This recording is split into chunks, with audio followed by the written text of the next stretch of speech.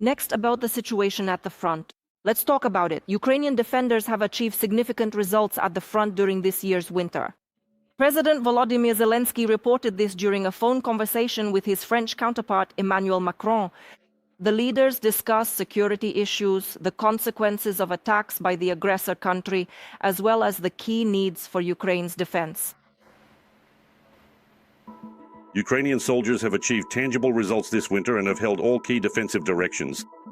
It is important that the joint European agreements on 90 billion euros of support for Ukraine over the next 2 years, as well as the new sanctions package against Russia, are actually implemented.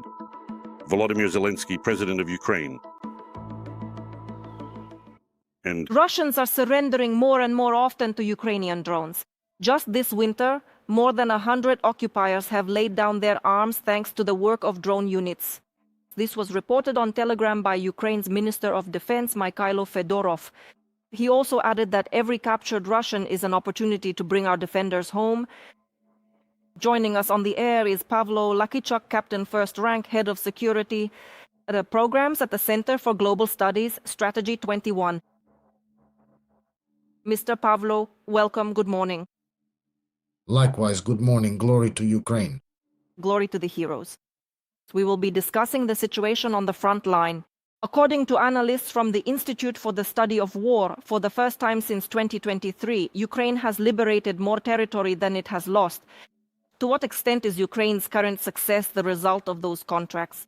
The attacks we are currently conducting, and to what extent is it due to the depletion and exhaustion of Russian units?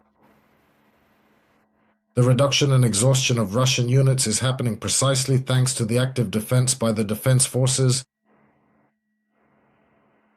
specifically those counterattacks carried out by our airborne assault units as well as other troops in various sectors of the front. Right now, the undivided attention is largely focused on the south, where everyone is counting the kilometers of our advances. So let me remind you that since around November, maybe October of last year, every time the Washington-based Institute for the Study of War would always count, there, the Russians captured 200 kilometers in a month. They captured 400 square kilometers in a month. This wasn't in the Donbass, it was actually in the south, when the enemy was advancing. In fact, if you look closely, you can count starting from the city of Volodymyr, moving from Volodymyr all the way to the west, following along our established defensive line. And now, finally, resources and reserves have been found to break the enemy's plans, because it was obvious. The enemy's plan in this direction was to completely destroy our group of forces, to actually reach the borders of Zaporizhzhia region, to approach Zaporizhzhia itself. They did not succeed in this. Now, first, the enemy is suffering significant losses, and second, the enemy's plans are being broken. He has not abandoned offensive actions. There are ongoing clashes, counterattacks. But the enemy's aggressive appetite for battle is steadily diminishing. We are now seeing noticeable shifts in the directions of their strikes, which have become significantly more limited and much smaller in their overall scale. Another point is that the defense forces are active both in the Orikhiv direction and in the western part of the Orikhiv direction. In the Hulyai-Pol area, to the east of Orikhiv, they are acting actively and are completely disrupting these plans. The same thing, a similar situation is currently unfolding in the east, though it is occurring on a notably more limited and smaller scale.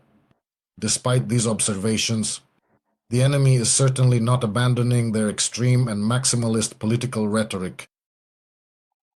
There are strategic plans to encircle all of our military forces in the northwest of the Donetsk region. However, there is also very active and robust defense currently being maintained on those lines. Pokrovsk, Mirnohrad, to the north of Pokrovsk and Mirnohrad. Now, and along the front at the Kostiantinivka junction, this leads to the fact that those plans for deep encircling maneuvers by the enemy have not been carried out. And the first and most immediate impression is that the enemy is currently hesitating and showing signs of uncertainty, regrouping its forces, and meticulously preparing for a series of further large-scale offensives, operating under the strategic assumption that strikes launched there during the spring and summer months will prove to be significantly more successful. Mr. Pavlo, and if we talk about the enemy's spring offensive campaign, can we expect to see a new tactic and strategy in the near future? Not yet. Not yet. Obviously, from what we see now, as the defense forces are resisting the enemy, we can determine where he is accumulating resources. We can identify and assume the directions of the main strikes. To be honest, even a month or maybe a couple of weeks ago, there was this dilemma. Where exactly will the enemy strike? Will they continue the offensive in the north, the east, and the south? Or will he choose one of these directions, decide to finish off Donbass, or shift the main strike to the south, where he is having success? Or will he switch entirely to defense? By the way, such a scenario is quite possible if the Ukrainian defense forces actively resist. So during this period, this range of options, this variability, has decreased by an order of magnitude.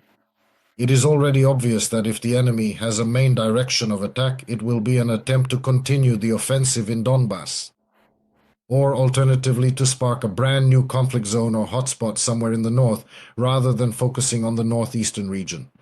Nevertheless, it is absolutely crucial here to maintain a continuous and vigilant observation, and see exactly where the enemy is currently gathering their military forces, personnel, and resources, and in what specific quantity they are doing so. This will be key. Therefore, the period between the planning of strategic operations is absolutely critical and essential. It is a fundamental cornerstone for our future growth and development. I sincerely hope that our national defense and security forces are fully prepared to meet the enemy, despite his latest desperate efforts, as he is currently trying with his very last strength to inflict as much damage and disruption as possible. Mr. Pavlo, yes, our defense forces know what to do, how to do it, and are ready for any tactics or strategies of the enemy, which they have convincingly proven to us for more than 4 years of full-scale invasion, holding back the enemy. Thank you, Pavlo Lakichuk, Captain First Rank Head of Security Programs at the Center for Global Studies Strategy 21, was live with us in the studio.